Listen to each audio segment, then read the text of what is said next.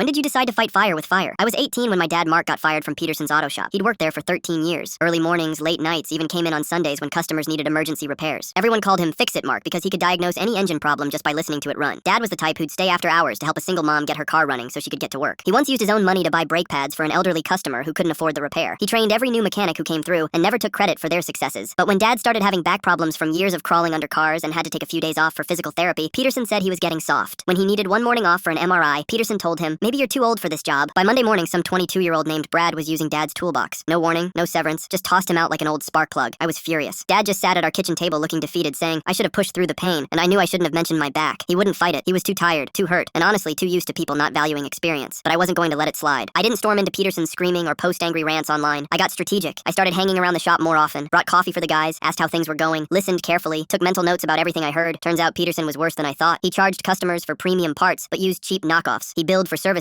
that were never performed. The lift in Bay 3 had a safety issue everyone knew about, but Peterson refused to fix. When Jimmy the apprentice got burned by battery acid because safety equipment was broken, Peterson told him to suck it up. The place was cutting corners everywhere, and Peterson didn't care as long as profit margins stayed high. Then I got an idea. There was a newer garage called Precision Motors about 2 miles away. Better equipment, cleaner workspace, actually followed safety protocols. They were expanding and paid $3 more per hour than Peterson's. Plus, they treated their mechanics like professionals. I applied and got hired as a service advisor. Then I started talking to Peterson's best people. First was Rodriguez, the head mechanic who'd been there 8 years. He was tired of Peterson taking shortcuts that made his job harder. I mentioned how much better Precision treated their staff, how we got proper tools and nobody cut corners on safety. Next was Tommy, the transmission specialist who did incredible work but got zero recognition. I told him Precision was looking for someone with his skills and would actually promote based on ability. Then Jake and Marcus from the front desk. They were sick of lying to customers about repairs that weren't needed while Peterson drove around in his new BMW. It took me 3 weeks to convince all 4 of them. I didn't pressure anybody, just planted seeds and let them see how much happier I was at my new job. Monday morning came, start of their busiest week. 4 people didn't show up. I watched from down the street as Peterson ran around like crazy. He tried calling everyone, yelling into his phone, even grabbed a wrench himself, which was hilarious because he hadn't actually worked on a car in years. Around noon during his lunch break, he drove past Precision and saw them. Rodriguez training a new apprentice properly. Tommy working on a complex transmission rebuild. Jake and Marcus explaining repairs honestly to customers. Peterson marched into our lobby, his face red with anger. "What the hell is this?" he shouted. I was updating work orders at the front desk. I looked up calmly. "Monday rush. Can I help you with something? You think this is funny, kid?" "No, sir. I think it's business. You fired my dad because he needed medical care. So I helped your best workers find better jobs because they needed better treatment." Peterson was shaking with rage. But what could he do? Sue people for quitting? Report us for offering fair wages? "Your father was unreliable," he spat. "My father worked 13 years without missing a day until his back gave out from doing honest work. Your definition of unreliable is pretty twisted." He stormed out empty-handed. Within 2 months, Peterson's was struggling. Their Google reviews tanked because the new staff he hired couldn't diagnose problems correctly. Customers started complaining about botched repairs. Word spread that experienced mechanics were leaving. Meanwhile, Precision was booked solid. Rodriguez got promoted to shop foreman. Tommy started his own transmission specialty program. Jake and Marcus were making actual living wages with benefits. Dad found work at a municipal fleet garage where they valued experience and gave him proper healthcare. Real healthcare, with back surgery covered.